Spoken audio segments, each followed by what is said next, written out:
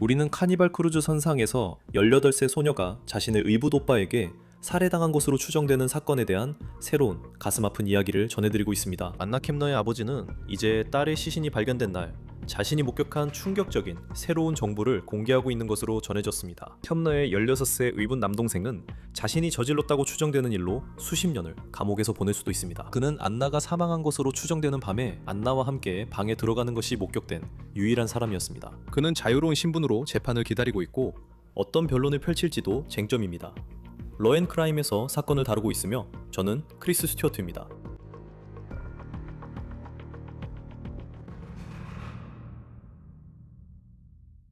여러분 잠깐만요. 제가 여러분께 업사이드라는 앱에 대해 빠르게 말씀드리고 싶은데요.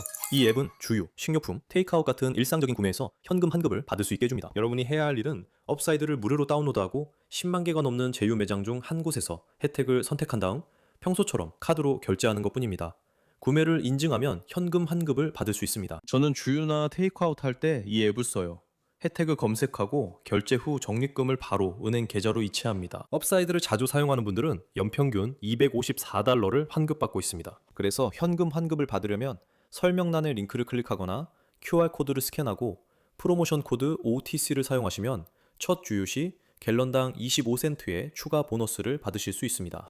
직접 겪어보지 않았다면 애도하는 가족이 겪는 고통, 그리고 법정에 앉아 사랑하는 사람에게 일어난 모든 끔찍한 세부 사항을 들어야 하는 그 아픔을 아무도 진정으로 이해할 수 없습니다. 안나 켐너의 아버지는 자신의 16살 의붓 아들 티모시 허드슨이 재판을 받게 된다면 자신은 그 자리에 앉지 않을 것이라고 말합니다. 현재 허드슨은 6월 1일에 재판을 받을 예정이며 그는 지난 11월 카니발 크루즈 선상에서 안나 켐너를 살해하고 성폭행한 혐의를 받고 있습니다. 20대는 연방법원에서 성인으로서 재판을 받고 있습니다. 이 영상은 허드슨이 아직 법적으로 미성년자였던 지난 2월 마이애미 연방법원에 들어가는 모습입니다. 그는 변호사와 함께 있었습니다. 이 영상은 WTBJ 텔레비전 제공입니다. 그는 끔찍한 혐의에도 불구하고 재판 전 구치소에 수감되지 않고 가족과 함께 지낼 수 있게 허락받았습니다.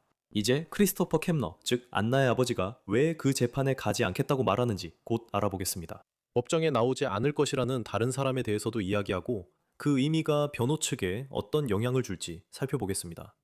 먼저 어떻게 여기까지 왔는지 말씀드리겠습니다. 여러분은 아마 안나 켐너와 그녀에게 일어난 일에 대해 알고 있을 겁니다. 플로리다 타이터스빌 출신인 이 고등학교 졸업반 학생은 마이애미에서 북쪽으로 약 3시간 거리에 살았습니다. 11월에 켐너는 가족과 크루즈 여행을 했습니다. 조부모는 ABC 뉴스에 이번 여행이 새롭게 합쳐진 가족을 기념하는 자리였다고 전했습니다. 안나의 아버지 크리스토퍼 켐너가 있고 그는 샹텔 허드슨이라는 여성과 결혼했습니다. 그녀는 티모시 허드슨의 어머니입니다.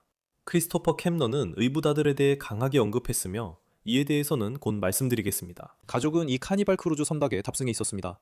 이 배의 이름은 호라이즌이고 약 일주일 동안 진행되는 크루즈 여행이었습니다. 그들은 카리브해의 몇몇 지역을 둘렀습니다. 하지만 크루즈가 끝나기 전날 밤 안나의 조부모는 ABC 뉴스에 그녀가 몸이 좋지 않다고 말해서 일찍 자신의 객실로 돌아가기로 했다고 전했습니다. 다음날 아침 가족들이 잠에서 깨어났을 때 안나는 어디에도 보이지 않았고 그들은 확성기를 통해 의료 비상 상황에 대한 안내 방송을 들었습니다. 당시 승무원들이 18세 안나 켐너를 객실 침대 밑에서 숨진 채 발견했고 그녀는 구명조끼로 덮여 있었습니다.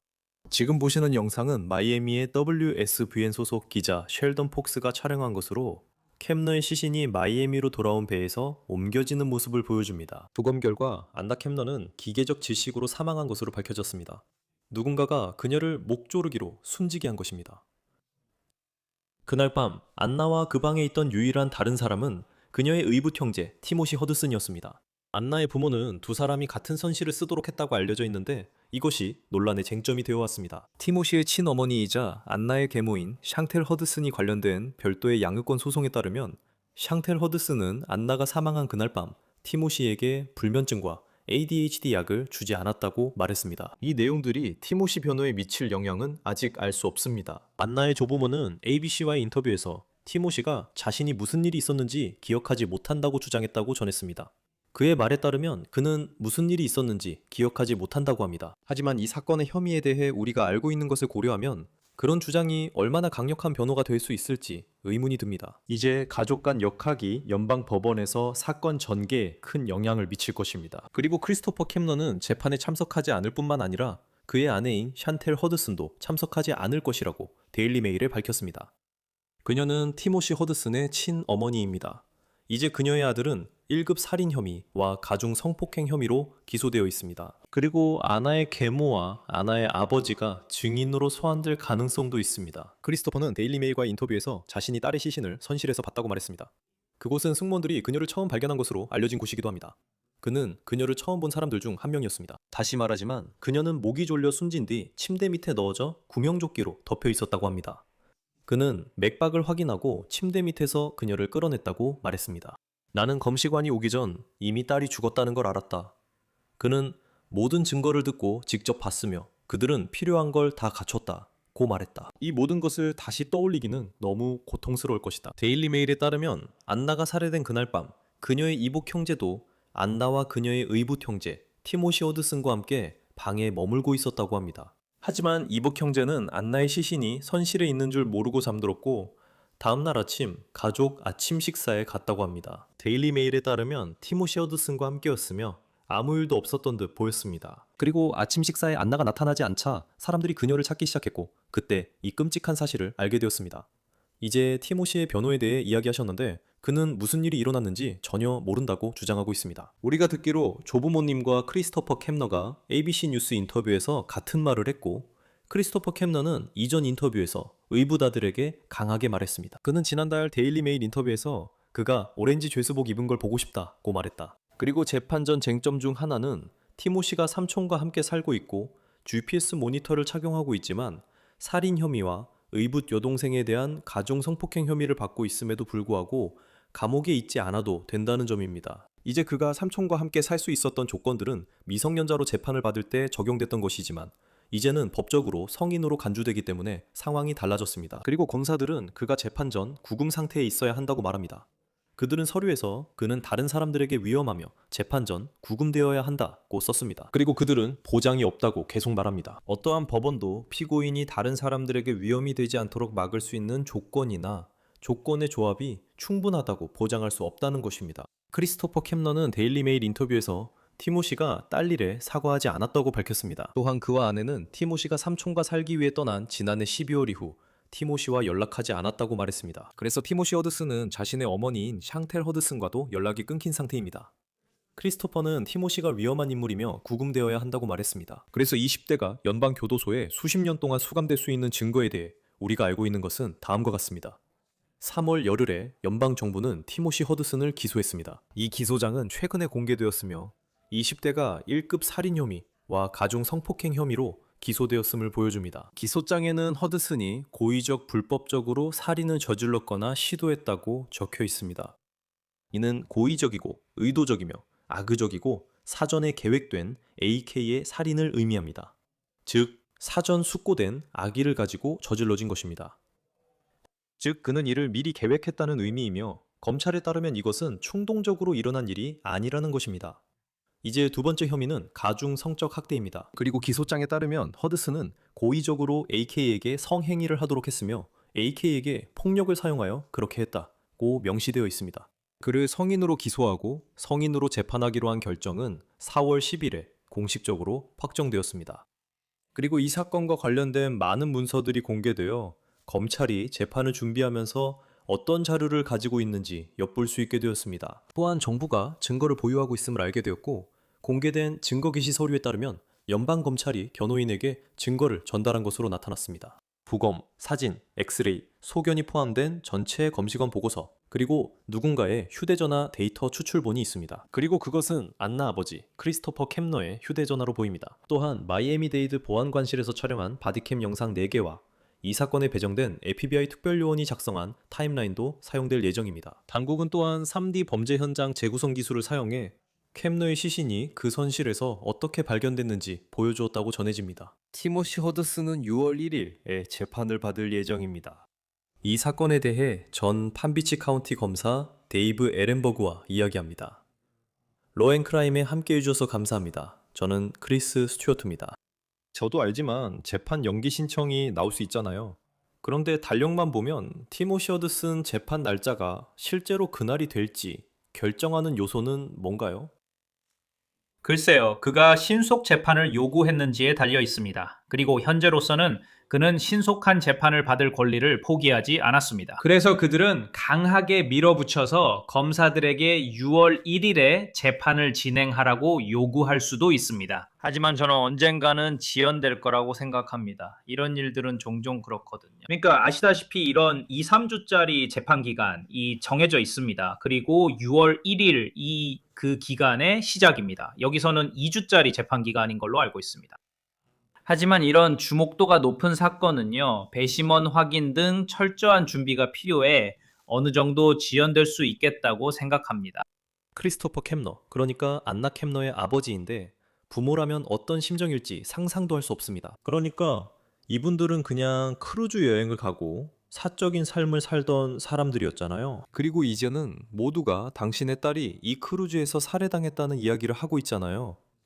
그는 재판에 가지 않겠다고 말했습니다. 가족의 지지, 그러니까 그런 게 실제로 재판이 어떻게 진행되는지에 보통 어떤 영향을 미치나요? 친아버지가 관여하게 된다는 사실에 대해서 말씀하시는 거군요. 실제 친부 말이죠. 네, 그는 그렇지 않다고 해요. 재판에 가지 않을 거라고, 법정에 있지 않을 거라고 말했어요. 또한 티모시 허드슨의 친어머니, 여기서 흥미로운 가족 관계인데 샨텔 허드슨은 안나 켐너의 계모이기도 하죠. 그 둘은 재판에 가지 않겠다고 말했어요. 제 생각엔 그들이 증거를 이미 본 것 같아요. 검사들도 충분한 증거를 가지고 있고요. 검사 입장에서 가족이 꼭 법정에 있어야 하나요? 그게 배심원단에 어떤 영향이 있을까요? 여기는 증거가 확실해서 가족이 꼭 필요하진 않다고 생각해요. 증거가 약할 때는 가족이 있으면 배심원의 동정을 살 수 있어 유리할 수 있습니다. 하지만 현실적으로 검사들은 합리적 의심의 여지 없이 유죄 판결을 받아낼 수 있다고 보지 않으면 이런 사건을 기소하지 않을 겁니다. 무거운 책임이지만 그들이 감당할 수 있는 일입니다. 여기에는 많은 증거가 있고 변호인 측에서는 그가 의식을 잃었다고 주장하는 것 외에는 별다른 게 없습니다. 즉 고의가 없더라도 누군가를 죽일 의도가 없으면 여전히 중대한 범죄로 유죄 판결을 받을 수 있다는 뜻입니다. 제 생각에 이 사건은 정의를 향해 가고 있고 유죄 판결이 나올 것 같습니다. 그리고 가족이 법정에 실제로 있든 없든 그건 중요하지 않다고 생각합니다. 크리스토퍼 켐너도 데일리 메일과의 인터뷰에서 이런 말을 했습니다. 그리고 다시 한번 정말 힘든 일입니다. 그러니까 만약 이런 일을 겪어야 하는 부모라면 누구든지 저는 정말 공감합니다. 자신의 딸을 발견했는데 그녀가 죽어 있는 상황이니까요. 그는 침대 밑에서 딸을 끌어냈고 구급대원들이 도착하기도 전에 이미 딸이 죽었다는 것을 알았다고 말했습니다. 검사라면 그런 증인을 원하겠습니까? 그는 재판에 가고 싶지 않다고 말하지만 실제로 증인석에 서게 될 가능성은 얼마나 될까요? 저는 또한 가족과의 역학관계와 그것이 검사가 이야기할 스토리에 얼마나 큰 영향을 미칠 수 있을지 생각하게 됩니다. 그러니까 그는 중요한 증인입니다. 시신을 발견한 사람이 바로 그 사람이니까요. 그래서 그는 증언을 하도록 강제될 것입니다. 자, 여기서 중요한 점이 있습니다. 그가 증언한다는 것은 한 가지 규칙이 적용된다는 의미로 그는 다른 증인들의 증언을 보기 위해 재판정에 있을 수 없습니다.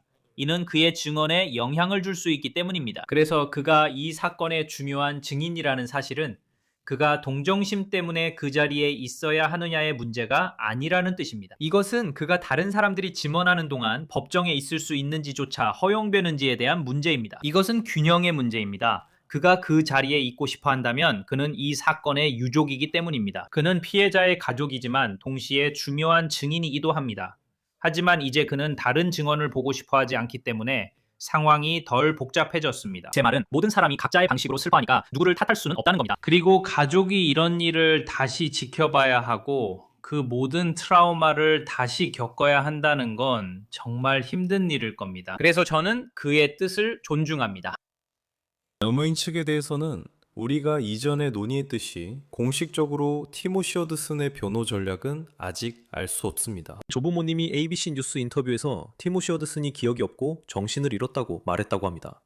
크리스토퍼 켐너는 안나 켐너의 아버지입니다. 그는 데일리 메일에도 같은 이야기를 했습니다. 안나 켐너 사망 후 티모시 허드슨이 이 16세 소년에게 했던 말이 바로 그것 같습니다. 왜 그게 변호가 되지 않나요? 보통은 눈을 깜빡였더니 이런 일이 벌어졌고 어떻게 된 건지 전혀 모르겠다는 식이잖아요. 그러니까 그게 성공하려면 왜 그렇게 어려워 보이나요?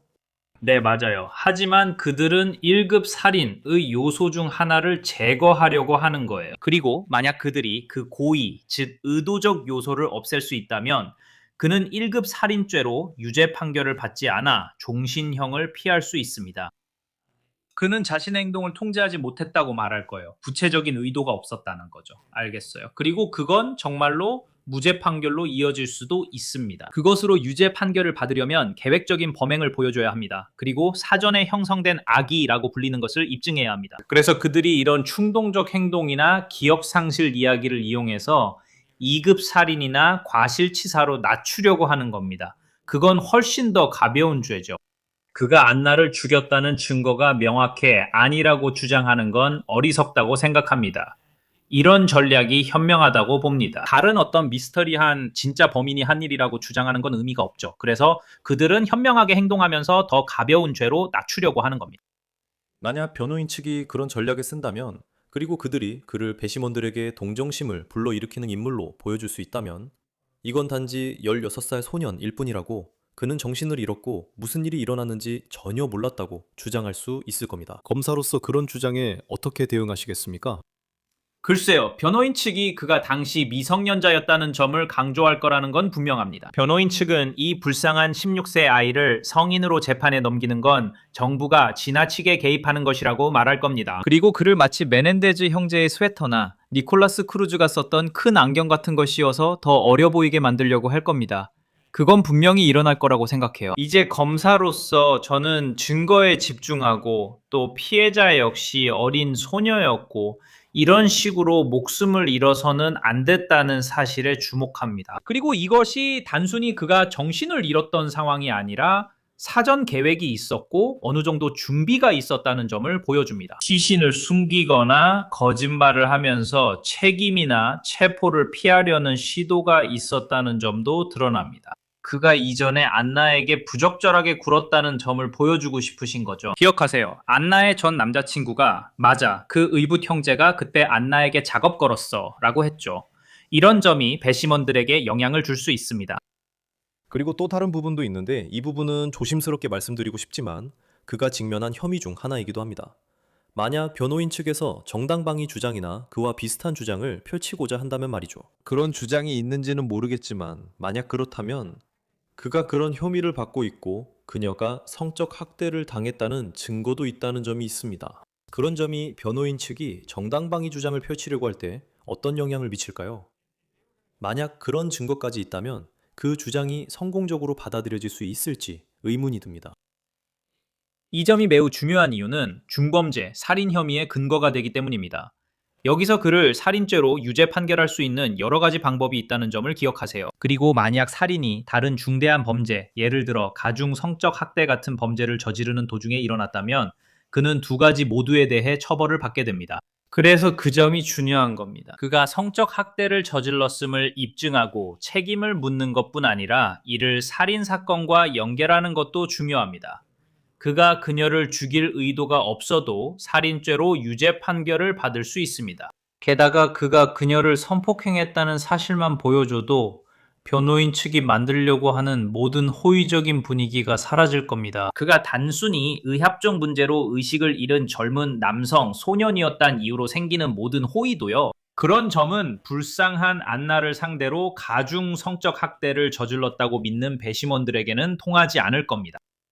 그가 지금 풀려나 있다는 사실에 대해 어떻게 생각하십니까? 그리고 그가 GPS 전자 감독 장치를 차고 있다는 것도 알고 있습니다. 그는 삼촌 집에 있습니다. 그는 모든 것을 완벽히 지켰습니다. 선은범으로 재판받을 때도 그게 계획이자 합의된 내용이었습니다. 하지만 이제 그가 성인법정에서 이런 혐의로 기소된 상황에서 많은 사람들이 궁금해하는 점은 어떻게 그가 지금 구속되지 않고 있을 수 있느냐는 것입니다. 네, 재판 전 석방을 우선하는 경향이 늘 있습니다. 연방과 주 시스템 모두 그렇습니다. 청소년일 때는 그 점에서는 좀 더 유리하게 판단받는 편입니다. 사람들이 그가 감옥에 있기를 원하는 이유를 이해합니다. 결국 그는 가장 중대한 범죄로 기소되고 있으니까요. 일반적으로 1급 살인 혐의로 기소된 대부분의 사람들은 재판 전에는 석방되지 않습니다. 하지만 이 경우는 예외적인 상황입니다. 왜냐하면 그는 당시 16세였기 때문입니다. 그리고 그는 몇 달 동안 보석으로 재판 전 석방이 허용되었습니다. 그리고 기억하세요. 그는 삼촌 집에서 GPS 모니터링을 받았지만 단 한 번의 위반도 없었습니다. 그래서 저는 그 부분에 너무 집착하지 않습니다. 저는 그가 도주 위험이 있다고 생각하지 않습니다. 그는 지역사회에 위협이 된다고도 생각하지 않습니다. 하지만 자신의 행동에 대해서는 책임을 져야 한다고 생각합니다. 하지만 동시에 그가 이렇게 재판 전 석방된 것 때문에 잠을 못 이룰 것 같지는 않습니다. 그리고 그의 변호로 다시 돌아가서 만약 그들이 선택하는 변호가 그가 무슨 일이 있었는지 기억하지 못한다, 필름이 끊겼다고 주장하는 것이라면 검사 측 입장에서는, 왜냐하면 제가 알기로는 그가 진행 중이던 민사재판, 양육권 소송에서 그의 어머니가 그가 ADHD와 불면증이 있다고 말했거든요. 저는 의사가 아니라서 그게 어떻게 영향을 미치는지는 잘 모르겠습니다. 누군가가 사람을 죽였다는 혐의를 받는 상황에서 필름이 끊겨 무슨 일이 있었는지 기억하지 못하는데 그런 요인이 영향을 줄 수 있을까요? 그런데 검사로서, 아니면 아마도 변호인 쪽에서 더 그렇겠지만, 그런 주장을 뒷받침하려면 실제로 진단 같은 게 필요하지 않나요? 그냥 무슨 일이 있었는지 기억이 안 난다고 말하는 것만으로는 근거가 부족하지 않나요? 그건 전문가 증언이 될 거예요. 전문가들끼리의 대결이 되겠죠. 이런 경우에는 때때로 합리적인 의심을 불러일으킬 수 있어요. 왜냐하면 배심원들이 저 전문가는 이렇게 말하고 저쪽 전문가는 저렇게 말하는데 내가 어떻게 확신할 수 있지? 라고 생각할 수 있으니까요. 그래서 증거가 필요합니다. 배심원들이 한 의사는 전문가, 다른 의사는 엉터리라고 판단할 수 있을 만큼의 증거를 제시해야 합니다. 그게 검사로서 원하는 바입니다. 이제 법의학자가 그녀가 목 조르기를 당해 사망했다고 말한 게 흥미롭네요. 목 조르기요. 그가 정신을 잃고 기억이 안 난다고 해도 누군가의 목을 조르는 건 어느 정도 의도가 있음을 보여줍니다. 이제 변호인 측이 반박할 것입니다. 그들은 자신들의 전문가들을 데려와서 이것은 고의적인 처형이 아니라 단순히 지나치게 격렬해진 몸싸움이었다고 주장할 것입니다. 그래서 이런 이유로 항상 전문가들의 대결로 이어지게 되는 겁니다. 그런데 그냥 참고로 말씀드리자면 그의 불면증에 대한 설명을 들으니까 유명인사가 공경에 처하거나 어리석은 행동을 할 때마다 떠오르는 생각이 납니다. 그들은 항상 탈수나 수면 부족 같은 걸 핑계로 댑니다. 알겠어요? 제 말은 대중들도 이런 변명에 꽤 익숙하다고 생각하고 사람들이 그걸 믿을 것 같지도 않아요. 네, 흥미로울 것 같아요. 이런 상황이 오면 전문가 입장에서 보게 되는데 전혀 다른 사건이긴 하지만 카렌 리드 사건에서 이 사람이 개물림 전문가인가? 라는 논쟁이 생각나요. 그러니까 이 사람이 실제로 증언할 자격이 있는 사람인가요? 이런 부분이 전체 일정에 어떤 영향을 줄 수 있을까요? 변호인이 전문가를 데려오면 검사는 저 사람은 배심원 앞에서 말할 자격이 없다고 할 겁니다. 맞아요. 전문가가 증언할 수 있도록 허락을 받아야 하죠. 아무나 데려올 수는 없어요. 자격이 있는 사람이어야 하고 판사가 좋아, 당신은 증언할 수 있습니다라고 허락해야 해요. 하지만 그럼 검찰이 반박할 수 있죠. 당신은 모든 사건에서 변호인 측을 위해 증언하잖아요. 맞죠? 라고요. 100건 모두 변호인 측을 위해 증언했고 항상 같은 말을 했죠. 그래서 전문가 신뢰가 떨어질 수 있어요. 객관적 권위자보다 돈 받고 일하는 사람처럼 들리거든요. 네, 다음에 어떤 일이 있을지 지켜보겠습니다. 현재 6월 1일이 예정되어 있고 그날 재판 얘기를 하게 될지는 모르지만 계속 지켜보겠습니다. 로앤크라임, 크리스 스튜어트였습니다. 고마워요, 크리스. 로앤크라임이 전해드린 온더 케이스는 여기까지입니다. 유튜브, 스포티파이 구독 부탁드리며 피콕에서도 시청 가능합니다. 크리스 스튜어트였습니다. 다음에 뵙겠습니다.